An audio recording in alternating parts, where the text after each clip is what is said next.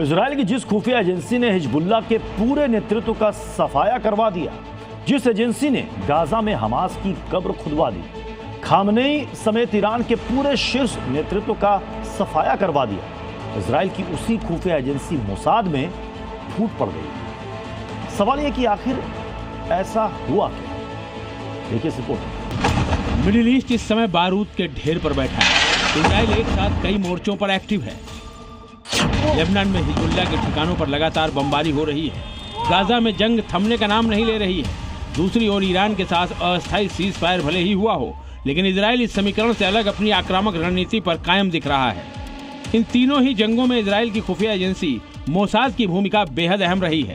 वो चाहे हिजबुल्लाह के शीर्ष कमांडरों का सफाया हो, हमास की लीडरशिप का खात्मा हो, या फिर ईरान के शीर्ष नेतृत्व का सफाया, मोसाद की इंटेल ने ही तीनों मोर्चों पर कामयाबी की नई कहानी लिखी है।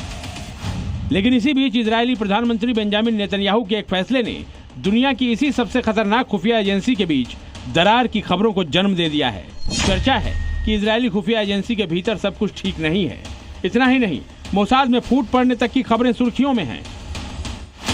इजराइल के प्रधानमंत्री बेंजामिन नेतन्याहू ने रविवार को military secretary major general Roman Gofman को मोसाद के नए चीफ के तौर पर मंजूरी दे दी। गोफमैन 2 जून को डेविड बर्निया की जगह मोसाद चीफ के रूप में कार्यभार संभालेंगे।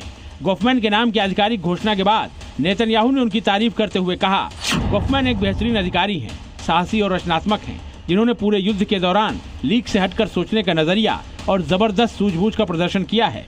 मुझे विश्वास है कि वो इजराइल की सुरक्षा में अहम योगदान देंगे। नेतन्याहू भले ही गोफमैन की नियुक्ति कर उत्साहित हो रहे हों, लेकिन मौजूदा मोसाद चीफ डेविड बर्निया ने गोफमैन की नियुक्ति का जोरदार विरोध किया है।